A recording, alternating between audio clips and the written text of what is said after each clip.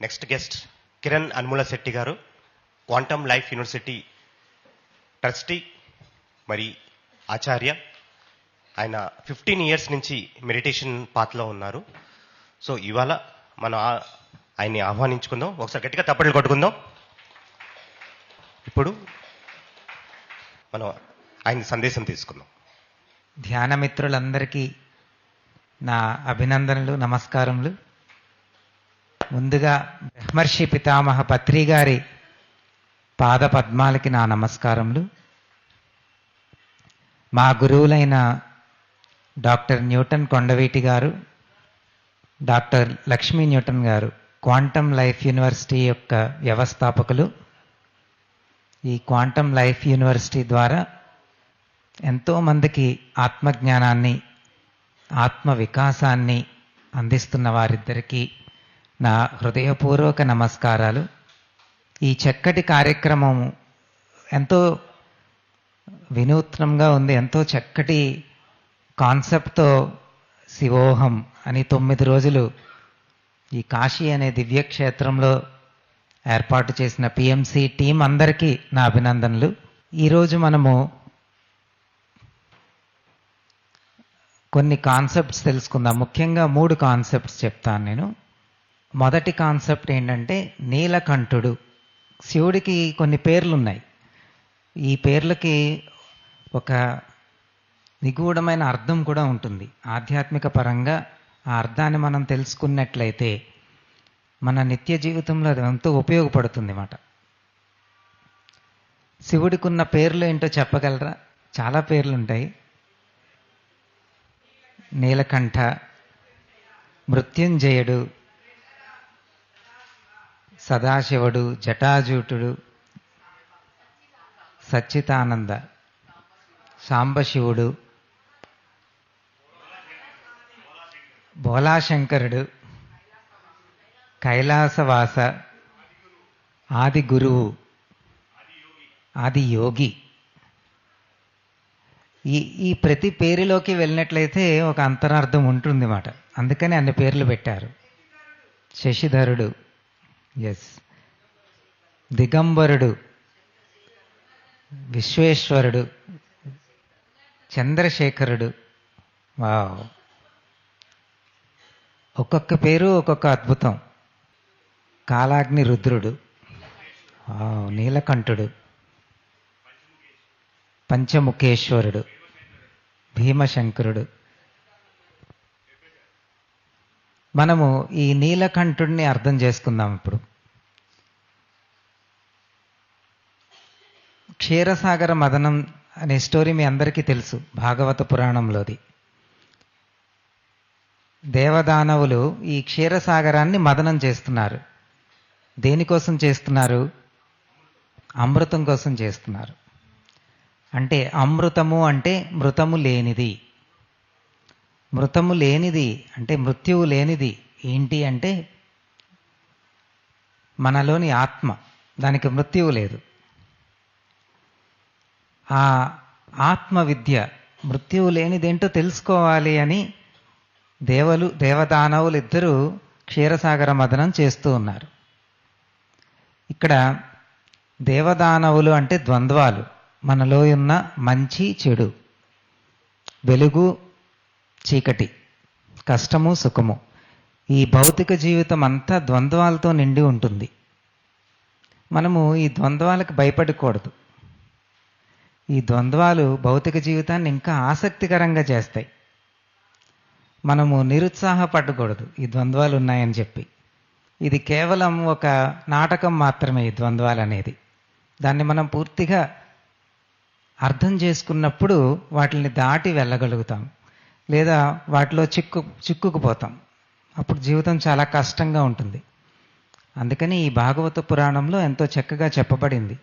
ఈ దేవదానవులు అంటే ద్వంద్వాలు క్షీరసాగరాన్ని చిలకడం మొదలుపెట్టినప్పుడు, అంటే అంతర మదనమాట, మృత్యువు కోసం, మృత్యువు లేని దానికోసం, అమృతం కోసం మనం పడే తపన. ఒక సాధకుడు ఎంతో తపనతో నేనెవరో తెలుసుకోవాలి అనే గొప్ప దీక్షతో ఈ ద్వంద్వాలని దాటి వెళ్ళాలని, ఈ ద్వంద్వాలతో జరుగుతున్న మథనం అన్నమాట క్షీరసాగర మథనం అంటే.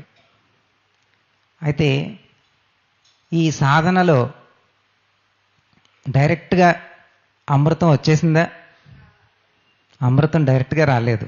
అమృతం కోసం ఈ క్షీరసాగరాన్ని మదనం చేస్తుంటే ముందుగా ఏమొచ్చింది? కాలకూట విషం వచ్చింది. అరే, అమృతం వస్తుంది అనుకుంటే విషం వచ్చింది ఏంటి అనుకున్నారు. అప్పుడు ఏం చేయాలో అర్థం కాలేదు.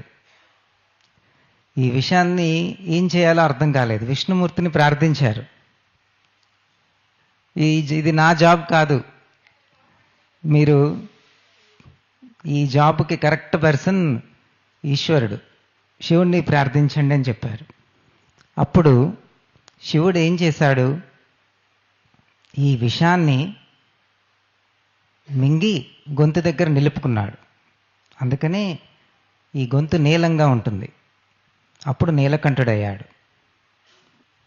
దీని అంతరార్థం ఏంటి అంటే, మనము ఈ సాధన చేసేటప్పుడు, ఈ ఆధ్యాత్మిక మార్గంలో వచ్చిన తర్వాత, ధ్యాన మార్గంలోకి వచ్చిన తర్వాత వెంటనే అన్ని సమస్యలు తొలగిపోతాయి అనుకోకూడదు. ముందు మనలో ఎన్నో కర్మ సంస్కారాలు ఉంటాయి, ఎన్నో జన్మల పరంపర ఉంటుంది మనకి. మనం కేవలం డైరెక్ట్గా ఈ జన్మలోకి వచ్చేయలేదు. ఈ జన్మల పరంపరలో మనము కొన్ని సంస్కారాలని పూర్తిగా కంప్లీట్ చేసుకోలేదు, వాటిని పూర్తి గావించలేదు. అవి పూర్తి గావించడానికి ఈ జన్మ తీసుకుంటాం.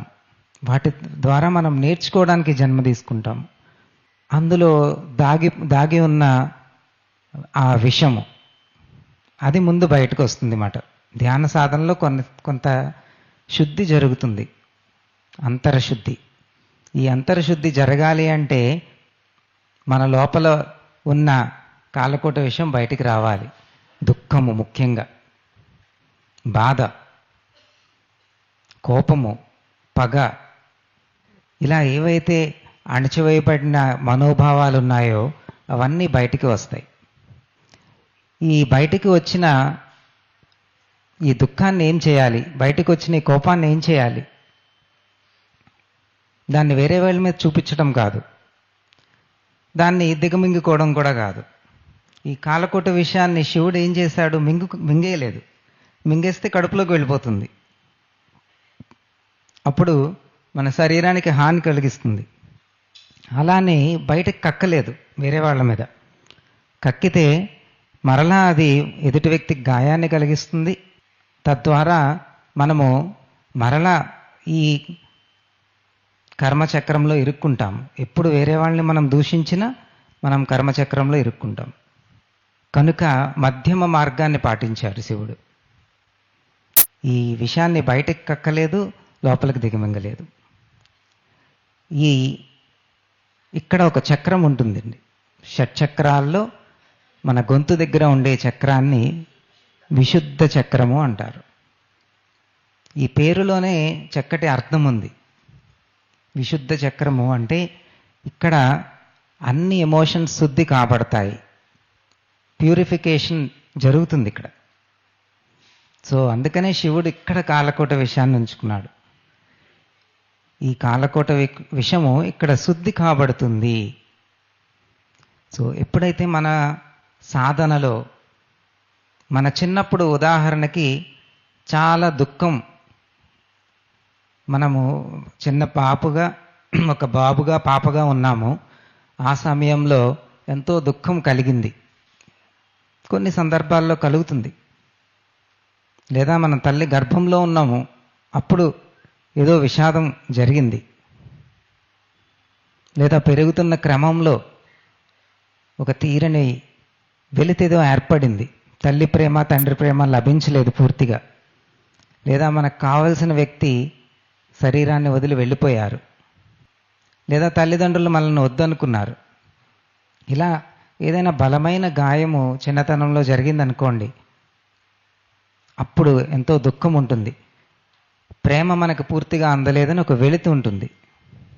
అది మనము ధ్యానం చేసేటప్పుడు ఆ జ్ఞాపకాలు మరలా వచ్చాయి అనుకోండి, లేదా ఆ మనోభావాలు తిరిగి వచ్చాయి.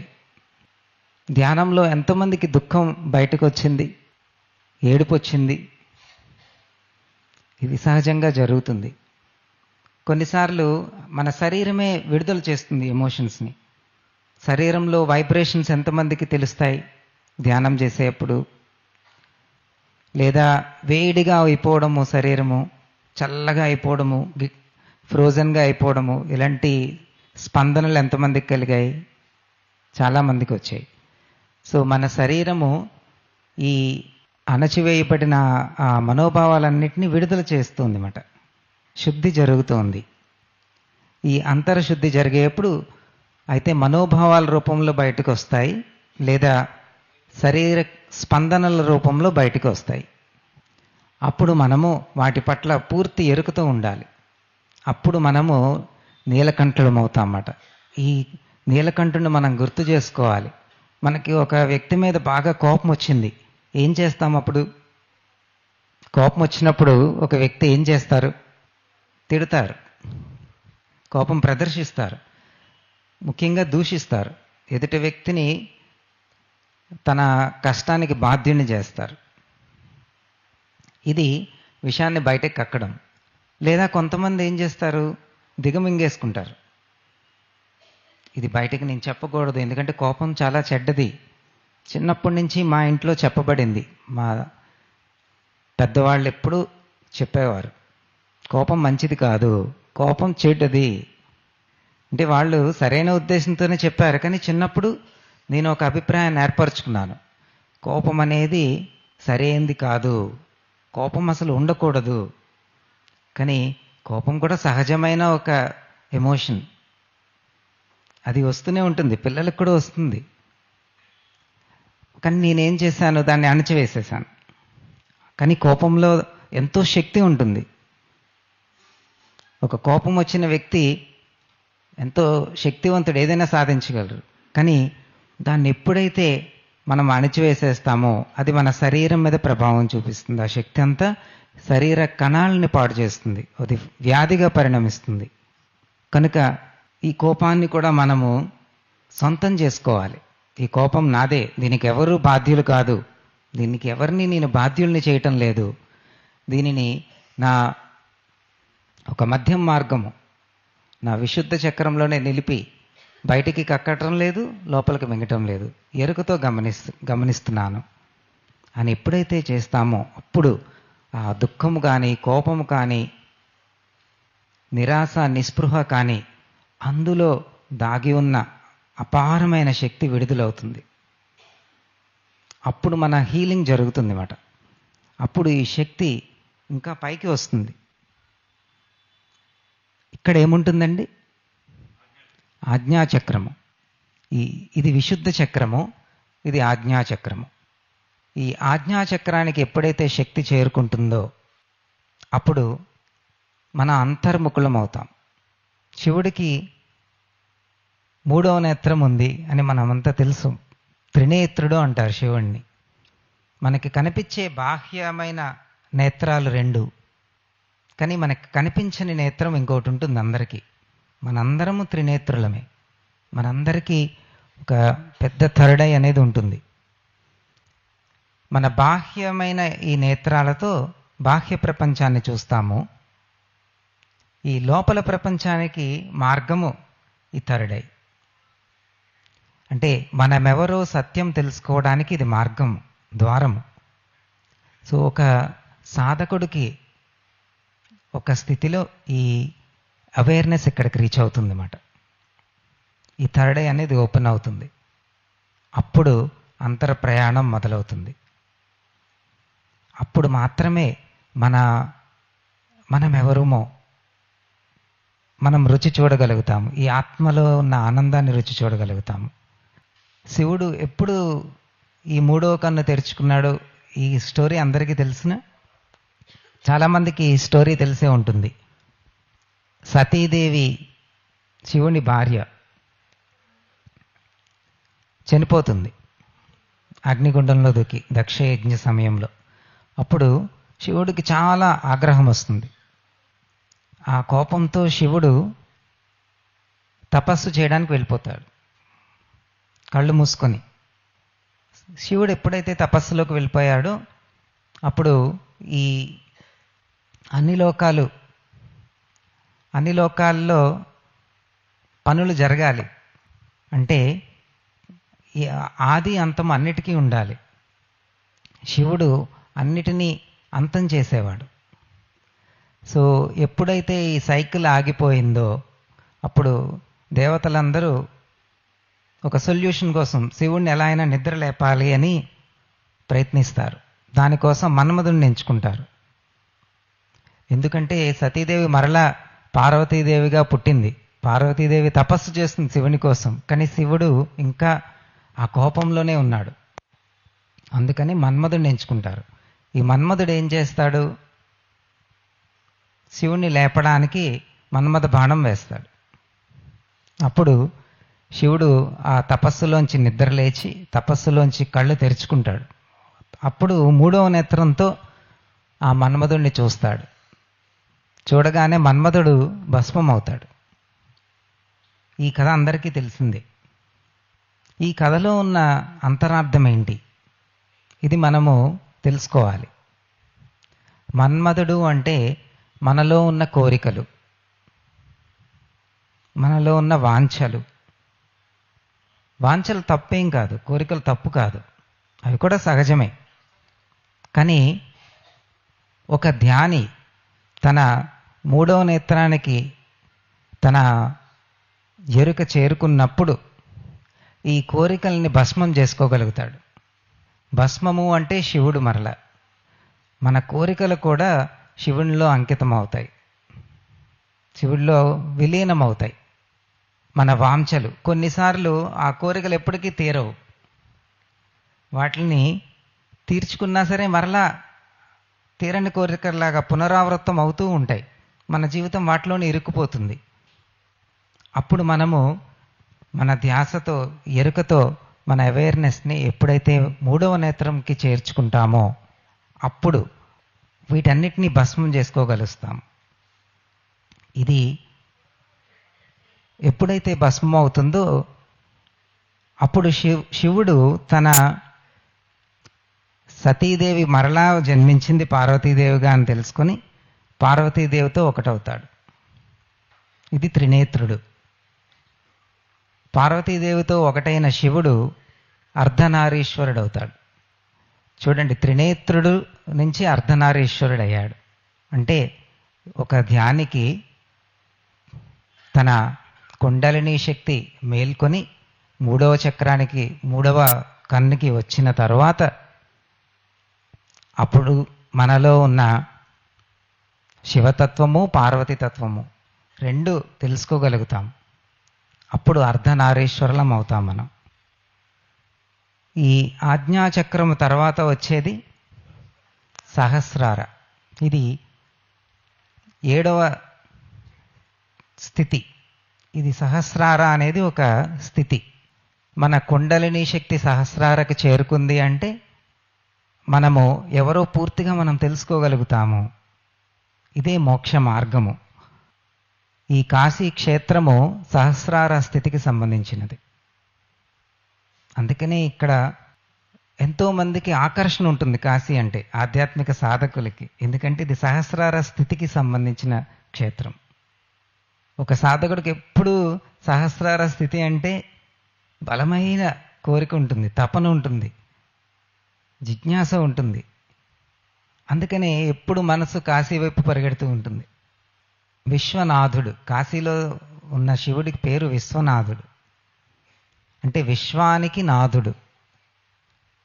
అంటే ఈ సమస్త విశ్వానికి సృష్టికర్త. ఈ సమస్త విశ్వము శివుడి నుంచి వచ్చింది, విశ్వనాథుడి నుంచి. అంటే మన సృష్టికర్త యొక్క స్థితి సహస్రార స్థితి. ఈ సమస్త విశ్వము మహాశూన్యము నుంచి వచ్చింది, మూల చైతన్యము. ఈ మూల చైతన్యము అనేది మహాశూన్యము అన్నమాట. అక్కడ ఈ భౌతికత అనేది ఉండదు. ఈ భౌతికతకి అతీతమైన స్థితి. అక్కడ ఈ శరీరము ఉండదు, ఈ మైక్ ఉండదు, ఈ చైర్స్ ఉండవు, ఏది ఉండదు. కానీ అన్నీ ఆ మహాశూన్యం నుంచే వస్తాయి. అన్నీ, ఈ సమస్త సృష్టి కూడా అక్కడ ఆవిర్భవించబడినది. అక్కడే ఉంది, ఆ మూల చైతన్యంలోనే ఉంది, అక్కడి నుంచే వచ్చింది. మనము కూడా ఒక ఆత్మగా ఆ మూల చైతన్యం నుంచే వచ్చాము. మరలా తిరిగి మనము ఈ శరీరాన్ని విడిచిపెట్టిన తర్వాత, ఈ జన్మ పరంపరలు అయిపోయిన తర్వాత మనము కూడా తిరిగి మరలా ఆ మూల చైతన్య స్థితికే వెళ్తాము. ఈ కాశీ క్షేత్రము అందుకనే మోక్ష మార్గము అని చెప్పారు. ఈ శూన్య స్థితికి మరలా మనము చేరుకోనేట్టుగా చేస్తుంది. ఇక్కడ మనలో నిద్రాణంగా ఉన్న ఈ ఆత్మను మేల్కొల్పుతుంది. నేను 4 సంవత్సరాల క్రితము కాశీ వచ్చాను. మా తండ్రి గారు తన శరీరాన్ని విడిచిపెట్టారు. ఆయన అస్థికల్ని నిమజ్జనం చేయడం కోసం వచ్చాము. అప్పుడు నాకు ఎప్పటిలాగే మెడిటేషన్ చేస్తున్నాను ఒకరోజు కాశీలో. నాకు అప్పుడు కాశీ యొక్క విశిష్టత తెలియదు. నేను కేవలము ఈ అస్థికల నిమజ్జనం కోసమని వచ్చాను. ఫస్ట్ టైం వచ్చాను కాశీ నేను. నాకు ధ్యానంలో ఒక విచిత్రమైన అనుభవం వచ్చింది ఆ రోజు. ఈ కాశీ క్షేత్రము అంతా పైనుంచి చూస్తున్నాను నేను. గంగా నది పక్కనే ఉన్న శివాలయము, ఒక చక్కటి ఆధ్యాత్మిక వైబ్రేషన్స్ అన్ని పైనుంచి నాకు కనిపిస్తూ ఉన్నాయి.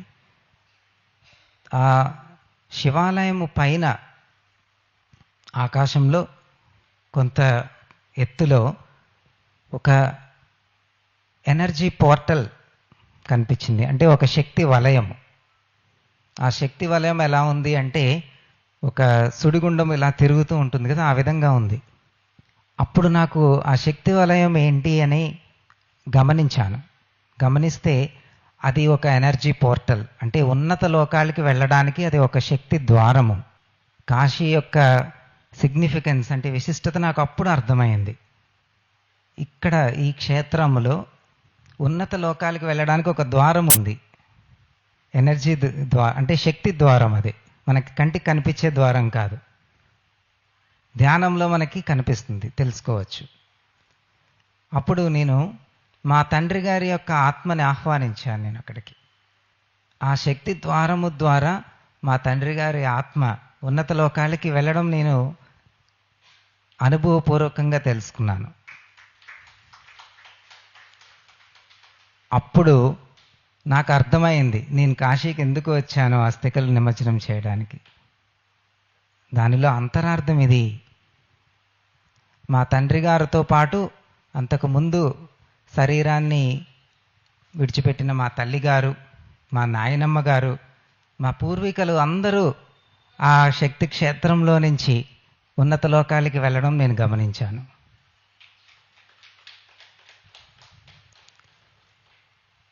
సో ఈ కాశీ క్షేత్రం యొక్క విశిష్టత ఇది. అందుకనే కాశీలోనే శరీరాన్ని విడవాలి అని చెప్పి చాలామంది అనుకుంటారు, కోరుకుంటారు. కానీ శరీరాన్ని ఎక్కడ విడిచిపెట్టారనేది ముఖ్యం కాదు. మనము ఎరుకతో జీవించాలి, ఎరుకతో మరణించాలి. మరణము కూడా ఎంతో పవిత్రమైన ప్రక్రియ అని ఈ కాశీ క్షేత్రం మనకి నేర్పిస్తుంది. ఎందుకంటే మరణము తర్వాత మనము ఉన్నత లోకాలకి, ఒక చక్కటి కార్యానికి మరలా వెళ్తాం. అంతం అనేది లేదు మనకి. సో మరణానికి సంబంధించిన విద్య ఇక్కడ ఉంది ఈ క్షేత్రంలో. ఆ అనుభవం వచ్చిన తర్వాత నాకు చాలా సంతృప్తిగా అనిపించింది. మన అందరము ఇది చక్కగా అనుభవపూర్వకంగా తెలుసుకోవచ్చు. అప్పుడు ఆ ఉన్నత లోకాల నుంచి మా పూర్వీకులు, మా తల్లిదండ్రులు చాలా ఆనందంగా అక్కడి నుంచి దీవెనలు ఇస్తూ ఉన్నారు. మన తల్లిదండ్రుల దీవెనలు, మన పూర్వీకులు యొక్క దీవెనలు ఎంతో ముఖ్యం అన్నమాట. అందుకనే మన పూర్వీకుల్ని గుర్తు చేసుకోవడానికి ఈ కాశీ క్షేత్రం వస్తాం. వాళ్ళ ఆశీర్వాదాన్ని మనం తీసుకుంటాం ఇక్కడ. వాళ్ళని గుర్తు చేసుకొని ఏం చేస్తారు, కొన్ని ప్రక్రియలు చేస్తాం. అవి ఎరుకతో చేయడం ఎంతో ముఖ్యం, ఎందుకంటే వాటికి అంతరార్థం ఉంది కనుక. వాళ్ళని గుర్తు చేసుకోవాలి, గుర్తు చేసుకొని వాళ్ళ ఆశీర్వాదం తీసుకోవాలి మనం. సో మిత్రులారా, మనము ఇప్పుడు ఒక ధ్యాన ప్రక్రియ చేద్దాము. ఈ ప్రక్రియలో మనము ఇప్పుడు తెలుసుకున్న ఈ కాన్సెప్ట్ని మనము అనుభవపూర్వకంగా ఈ కాశీ క్షేత్రంలో ఉన్న ఈ ఎనర్జీ పోర్టల్కి కనెక్ట్ అవుదాము. ఈ చక్కటి ఎనర్జీ పోర్టల్ మనము ఎక్స్పీరియన్స్ చేయాలి. ఇది మరణించిన తర్వాత మనం ఎక్స్పీరియన్స్ చేయడం కాదు, మనం ఈ శరీరంలో ఉండగానే మనము ఈ చక్కటి శక్తి క్షేత్రాన్ని, శక్తి ద్వారాన్ని మనము గమనించవచ్చు, తెలుసుకోవచ్చు, అనుభూతి చెందొచ్చు. అప్పుడు మరణం అంటే భయం పోతుంది. ఎప్పుడైతే మరణం అంటే భయం పోతుందో జీవితం అన్నా కూడా భయం పోతుంది, ధైర్యంగా జీవించగలుగుతాం. ఓకే ఫ్రెండ్స్, చక్కగా కళ్ళు మూసుకోండి, నిటారుగా కూర్చోండి. మీరు ఈ ప్రక్రియలో మీ కుటుంబంలో శరీరాన్ని విడిచిపెట్టిన ఒక వ్యక్తిని గుర్తు చేసుకోవాలి. వారెవరైనా కావచ్చు, మీ తల్లిదండ్రుల్లో ఎవరైనా కావచ్చు, లేదా మీ తాత ముత్తాతలు, నాయనమ్మలు, అమ్మమ్మలు ఎవరైనా కావచ్చు, లేదా చిన్న వయసులోనే అర్ధంతరంగా చనిపోయిన ఎవరైనా వ్యక్తులైనా కావచ్చు. ముందుగా మీ శ్వాసని గమనిస్తూ పూర్తి ఎరుకతో, శ్వాస మీద పూర్తి ధ్యాసతో, ఒక చక్కటి సంకల్పముతో ఈ ప్రక్రియను చేద్దాము. మీ శరీరాన్ని పూర్తిగా రిలాక్స్డ్గా ఉంచుతున్నారు. ఇప్పుడు మీ ధ్యాస మీ హృదయ స్థానం మీద నిలపండి. మీ హృదయంలో ఎటువంటి భారం ఉన్నా, ఎటువంటి బడలిక ఉన్నా దాన్ని ఈ క్షణంలో విడుదల చేస్తున్నారు. మీ శరీరాన్ని, ముఖ్యంగా మీ హృదయాన్ని తేలిక చేస్తున్నారు. మీరు తీసుకునే ఈ ప్రతి శ్వాసతో హృదయము ఎంతో తేలికవుతోంది. మీరు ఈ దివ్యమైన కాశీ క్షేత్రములో ఉన్నారు. ఇప్పుడు ఈ క్షేత్రములో ఉన్న దివ్యమైన శక్తి మీకు ఇప్పుడు పూర్తిగా సహకరిస్తుంది ఈ ప్రక్రియ చేయడానికి. మీరు ఎటువంటి ప్రయత్నము చేయనవసరం లేదు. మీరు కేవలం ఈ కాశీ క్షేత్రంలో ఉన్నారని గుర్తు చేసుకొని ఈ క్షేత్రం యొక్క శక్తికి పూర్తిగా సమర్పణ భావముతో ఈ ప్రక్రియ చేస్తున్నారు. మీ హృదయం ఇప్పుడు ఇంకా విశాలమవుతోంది, ఇంకా తేలికవుతోంది. మీరు మీ శరీరాన్ని దాటి ఈ హాల్ అంత పెద్దగా అవుతున్నారు. మీ హృదయము ఈ హాల్ అంతా విస్తరిస్తోంది. మీరు తీసుకునే ప్రతి శ్వాసతో మీరు ఇంకా తేలికవుతూ, ఇంకా విస్తరిస్తూ ఉన్నారు. మీరు ఆకాశములో ఇంకా విస్తరిస్తూ పెద్దదవుతూ ఉన్నారు. ఈ స్థితి నుంచి మీరు మీ శరీరాన్ని గమనించండి. ఈ కాశీ క్షేత్రాన్ని ఒకసారి గమనిస్తున్నారు. ఎంతో దివ్యమైన ఆధ్యాత్మిక వైబ్రేషన్స్తో నిండి ఉన్న ఈ గంగా నది ఒడ్డున ఉన్న కాశీ విశ్వనాథుని యొక్క మందిరము, ఇవన్నీ గమనిస్తూ ఉన్నారు. ఈ మందిరం యొక్క పైన కొంత ఎత్తులో ఒక శక్తి వలయము, అపురూపమైన ఒక దివ్యమైన శక్తి వలయము, ఆ శక్తి వలయము తిరుగుతూ ఉంటుంది. దాన్ని గమనిస్తూ ఉన్నారు. ఈ శక్తి వలయము ఒక ద్వారము, ఉన్నత లోకాలకి ఇక్కడ నుంచి వెళ్ళే మార్గము,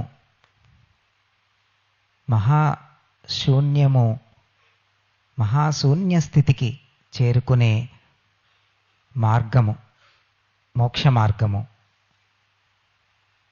ఈ దివ్యమైన ఆ శక్తి ద్వారానికి ఒకసారి మీరు మనస్ఫూర్తిగా నమస్కరిస్తున్నారు. ఇప్పుడు మీరు మీ కుటుంబంలో శరీరాన్ని విడిచి వెళ్ళిన ఒక వ్యక్తి, ఆ వ్యక్తి ఎవరైనా కావచ్చు, ఆ వ్యక్తిని ఒకసారి గుర్తు చేసుకుంటున్నారు. మీ తల్లి కావచ్చు, లేదా మీ తండ్రి కావచ్చు, లేదా మీ పూర్వీకుల్లో ఎవరైనా కావచ్చు, లేదా మీ కుటుంబంలో చిన్నతనంలోనే మరణించిన వ్యక్తి ఎవరైనా కావచ్చు. వారిని ఒకసారి గుర్తు చేసుకుంటున్నారు. వారితో మీరు ఈ విధంగా చెప్తున్నారు: నేను ఈ దివ్యమైన కాశీ క్షేత్రములో ఉన్నాను. నీ మరణాన్ని నేను పూర్తిగా అంగీకరిస్తున్నాను అని చెప్తున్నారు. పూర్తి అంగీకారముతో మిమ్మల్ని నేను మనస్ఫూర్తిగా వీడ్కోలు చెప్తున్నాను. మీరు ఆనందముగా మీ ఆత్మ ప్రయాణాన్ని కొనసాగించవచ్చు అని ఆ వ్యక్తితో మీరు చెప్తున్నారు. మీ హృదయంలో ఎటువంటి దుఃఖమున్నా ఆ దుఃఖాన్ని పూర్తిగా అంగీకరించండి. శరీరాన్ని విడిచి వెళ్ళిన ఈ వ్యక్తి యొక్క ఆత్మ ప్రయాణానికి మీరు ఇప్పుడు పూర్తిగా సహకరిస్తున్నారు. ఈ కాశీక్షేత్రం సహకరిస్తోంది. పూర్తి విశ్వాసముతో ఈ వ్యక్తి యొక్క ఆత్మ ప్రయాణానికి మీరు ఒక సాక్షిగా ఉన్నారు. ఈ దివ్యమైన శక్తి ద్వారము ఆకర్షిస్తోంది. ఆ మరణించిన వ్యక్తి, శరీరాన్ని విడిచిపెట్టిన వ్యక్తి యొక్క ఆత్మని ఆకర్షిస్తోంది. ఈ శక్తి ద్వారము గుండా ఆ ఆత్మ తన ప్రయాణాన్ని కొనసాగిస్తోంది. ఈ శక్తి ద్వారము గుండా ఉన్నత తలాలలోకి వెళ్ళడానికి సిద్ధంగా ఉంది. మీరు మీ మనస్ఫూర్తిగా వారికి వీడ్కోలు చెప్తున్నారు. మీ హృదయంలో ప్రేమతో, మీ ముఖములో చిరునవ్వుతో, మీ మనసులో ఆనందముతో ఈ వ్యక్తి ఆ శక్తి ద్వారము ద్వారా ఉన్నత లోకాలకి అధిరోహిస్తున్నారు. అది మీరు సాక్షిగా గమనిస్తున్నారు. ఎంతో దివ్యమైన ప్రక్రియ ఇది. ఎంతో దివ్యమైన అనుభూతి. వారితో చెప్పండి, మీరు ఏ లోకంలో ఉన్నా మీ ప్రేమ ఎప్పుడూ హృదయంలో ఉంటుంది. మీకు నా హృదయంలో ఎప్పుడూ స్థానం ఉంటుంది. మీ ప్రేమని, ఆశీర్వాదాన్ని నేను ఎప్పుడూ తీసుకుంటాను. మరలా ఇంకొకసారి చెప్పండి, మీకు నా హృదయంలో ఎప్పుడూ స్థానం ఉంటుంది. మీ ప్రేమని, ఆశీర్వాదాన్ని నేను ఎప్పుడూ తీసుకుంటాను. మీ ఆశీర్వాదముతో, మీ ప్రేమతో నేను చక్కటి ఆనందమయమైన జీవితాన్ని ఆరోగ్యవంతంగా జీవిస్తాను. ఇప్పుడు ఆ ఉన్నత లోకంలో ఆనందంగా ఆ వ్యక్తి యొక్క ఆత్మ నుంచి మీరు ప్రేమని, ఆశీర్వాదాన్ని తీసుకోండి. వారి యొక్క ప్రేమ మీ హృదయం అంతా నిండుతోంది. వారి యొక్క ఆశీర్వాదం మీ శరీరంలో నిండుతోంది. వారు మీ తల్లి కానీ తండ్రి కానీ అయితే వారికి కృతజ్ఞతలు చెప్పండి. మీకు ఈ చక్కటి జన్మనిచ్చారు. ఈ జన్మ అనే గొప్ప బహుమానాన్ని మీకు ఇచ్చారు వాళ్ళు. వారికి పూర్తి కృతజ్ఞతను చెప్పండి. మీ హృదయంలో ప్రేమని గుర్తించండి. మీ హృదయంలో చక్కగా ఈ సరళమైన, ఎంతో స్వచ్ఛమైన ప్రేమ, ఈ ప్రేమే మీరు. ఇదే మీ సహజ స్థితి. మీ హృదయ చక్రంలో తెలుసుకుంటున్న ఈ ప్రేమని మీరు ఎరుకతో గమనించండి. ఇప్పుడు మీ ధ్యాసని మీ విశుద్ధ చక్రము అంటే గొంతు భాగము అక్కడ నిలపండి. మీ గొంతు భాగములో పూర్తి ఎరుకతో ఎటువంటి స్పందనలు తెలుస్తున్నా ఈ గొంతు భాగంలో వాటిని గమనించండి. ఇక్కడ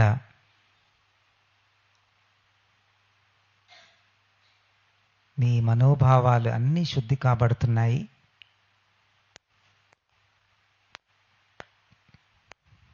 ఇది ప్యూరిఫికేషన్ సెంటర్. దీన్ని మీరు ఇప్పుడు యాక్టివేట్ చేస్తున్నారు. మీ ఎరుకతో పూర్తిగా గమనించడం ద్వారా మీ విశుద్ధ చక్రాన్ని మేల్కొల్పుతున్నారు. ఇప్పుడు మీ ధ్యాసని మీ 2 కనుబొమ్మల మధ్యలోకి తీసుకొస్తున్నారు. మీ కుడి చేతి యొక్క ఉంగరం వేలుతో మీ థర్డ్ ఐని తాకండి. సుకుమారంగా మీ అందరికీ ఇక్కడ ఈ కను బొమ్మల మధ్యలో థర్డ్ ఐ ఉంటుంది. ఇది జ్ఞాన చక్షువు, మన అంతర ప్రయాణానికి మార్గము, ద్వారము. ఇప్పుడు మీ చేతుల్ని రిలీజ్ చేయండి. మీ ధ్యాసని అక్కడే కొనసాగించండి. దీన్ని మేల్కొల్పడానికి ప్రయత్నం చేయనవసరం లేదు. ఇది సహజంగానే మేల్కొంటుంది. ధ్యాన సాధనలో చాలా సహజముగా ఈ థర్డ్ ఐ మేల్కోవడం జరుగుతుంది. అది మేల్కోవడానికి మీరు పూర్తిగా అనుమతినివ్వాలి. మీకు థర్డ్ ఐ ఉందని పూర్తిగా మీరు నమ్ముతున్నారు. ఇప్పుడు మీ ఎరుకని మీ తలభాగం పైన ఉంచుతున్నారు. మీ సహస్రార స్థితి మీద ఉంచుతున్నారు. మీ ధ్యాస పూర్తిగా మీ తల పైభాగంపై నిలపండి. మీ హృదయంలో మేల్కొన్న ఈ ప్రేమ అనే శక్తి పైకి ప్రవహిస్తూ గొంతు భాగము దాటి 3వ కన్నును దాటి తల వరకు చేరుకుంటుంది. ఇదే సహస్రార స్థితి. ఈ స్థితిలో మీరు విశ్వనాథులవుతారు. మీరు సృష్టికర్తతో ఏకమవుతున్నారు. మీరే సృష్టికర్త అవుతున్నారు. మీరే ఈ ఎరుక అవుతున్నారు. మీరు కేవలము ఈ శరీరమే కాదు, ఇక్కడ శరీరముగా కాక ఒక ఎరుకగా ఉన్నారు. ఇదే కాశీ క్షేత్రం యొక్క దివ్య సందేశం. మీరు స్వచ్ఛమైన మూల చైతన్యము, స్వచ్ఛమైన ఎరుక. మీరు ఈ శరీరము కాదు, మీరు ఈ మనోభావాలు కాదు, మీరు ఈ ద్వంద్వాలు కాదు. ఈ ద్వంద్వాలను దాటి స్వచ్ఛమైన ఎరుకే మీరు. ఆ ఎరుకగా ఈ మూల చైతన్యంలో మీరు ఉన్నారిప్పుడు. ఈ మూల చైతన్యముగా కేవలం ఎరుకగా ఇక్కడ వ్యాప్తి చెందుతూ ఉన్నారు, పూర్తిగా విస్తరిస్తున్నారు. అనంతమైన ఈ మూల చైతన్యంలో మీరు పూర్తిగా విస్తరిస్తున్నారు. మీరే ఈ అనంతమైన మూల చైతన్యం అవుతున్నారు. ఇదే విశ్వనాథ స్థితి. ఇక్కడ కేవలం ఎరుకగా మరికొన్ని క్షణాల పాటు అలానే కొనసాగండి. Just be there. మరికొన్ని క్షణాల పాటు అలానే ఈ మూల చైతన్య స్థితిలో, అనంత స్థితిలో కొనసాగుతూ ఉన్నారు. మీరెవరో గుర్తు చేసే మహత్తరమైన క్షేత్రమే వారణాసి. మీరు కేవలం ద్వంద్వాలు కాదు, మీరు కేవలం కష్టసుఖాలు కాదు, మీరు కేవలం వెలుగు చీకటులు కాదు అని గుర్తు చేసే దివ్యమైన క్షేత్రమే వారణాసి. మీరు అనంత తత్వము, మీరు విశ్వనాథ తత్వము, మీరు మూల చైతన్యము అని గుర్తించడమే మోక్ష మార్గము. అప్పుడు మీరు ఈ ద్వంద్వాలను దాటి మూల చైతన్యముగా ఉంటారు. ఈ జీవితంలో పరిపూర్ణంగా జీవిస్తారు. ఈ జీవితాన్ని ఆనందముగా, ప్రేమతో, సంతోషముతో, భౌతికత్వాన్ని పరిపూర్ణంగా జీవించడము. అన్నపూర్ణ, అన్నము అంటే భౌతికత్వము. భౌతికత్వాన్ని పరిపూర్ణంగా జీవించడమే అన్నపూర్ణ. విశ్వనాథ స్థితికి చేరుకున్న వారు మాత్రమే అన్నపూర్ణ స్థితికి చేరుకుంటారు, పరిపూర్ణమైన జీవితాన్ని జీవిస్తారు. హృదయంలో ఎటువంటి వెలితి లేకుండా పూర్ణత్వముతో ఉండడము. ఇప్పుడు మీ హృదయంలో ఆ మూల చైతన్య స్థితి నుంచి ఈ దివ్యమైన జ్ఞానము, దివ్యమైన ప్రేమ మీ హృదయంలోకి తీసుకొని వస్తున్నారు. చక్కగా మీ హృదయమంతా ఈ దివ్యమైన ప్రేమతో నిండుతోంది. మీరు ఆత్మ అనే ఎరుకతో మీ హృదయాన్ని నింపుతూ ఉన్నారు. ఈ బ్రహ్మానందముతో మీ హృదయాన్ని నింపుతూ ఉన్నారు. ఆఖరి ఒక్క నిమిషము ఈ హృదయంలో చక్కగా మీరు తెలుసుకుంటున్న ఈ దివ్యమైన ప్రేమని మీ కుటుంబంలో అందరికీ ఇవ్వండి. మీ కుటుంబ సభ్యుల్ని మీ ఎదురుగా ఊహించుకోండి. మీ భార్య లేదా మీ భర్త, ముందుగా వారికి ఇవ్వండి. వారికి కృతజ్ఞతలు చెప్పండి. మీకు పిల్లలు ఉన్నట్లయితే మీ ఎదురుగా మీ పిల్లల్ని ఒకసారి గుర్తు చేసుకోండి. మీ హృదయం నుంచి వస్తున్న ఈ ప్రేమనంతటినీ వారికి ఇవ్వండి. వారికి ఆశీర్వాదాన్ని ఇవ్వండి. ఆఖరి 10 సెకండ్లు. 5, 4, 3, 2, 1, 0. నిదానముగా మీ 2 చేతులు మీ కనురెప్పలపై ఉంచి నిదానముగా కళ్ళు తెరవండి. అదే ఆత్మానంద స్థితిలో కొనసాగుతూ కళ్ళు తెరవండి. ఇప్పుడు మీరు ఉన్న చోటనే ఒకసారి నిల్చోండి. మీ పక్కన ఉన్న వ్యక్తి వైపు తిరిగి వాళ్ళ కళ్ళలోకి చూడండి. వారి కళ్ళల్లో ఆ దివ్యమైన ఆత్మని గుర్తించండి. వారు కేవలం శరీరము కాదు, వారు ఆత్మని గుర్తించండి. వారికి ఈ విధంగా చెప్పండి, మీరు ఒక దివ్యమైన ఆత్మ, you are a beautiful soul అని వారికి నమస్కరించండి.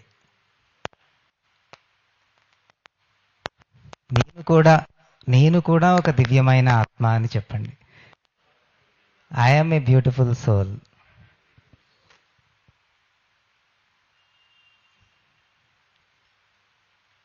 థ్యాంక్ యూ అని చెప్పండి. Thank you. Okay friends, thank you. ఈ చక్కటి అవకాశాన్ని ఇచ్చిన పిఎంసి టీంకి నా కృతజ్ఞతలు. చక్కగా ఓపికగా మీరు ఈ ధ్యానంలో కూర్చున్నారు. మీ అందరికీ కూడా నా అభినందనలు, కృతజ్ఞతలు. Thank you friends. Right masters, ఎలా ఫీల్ అయ్యారు మీరు?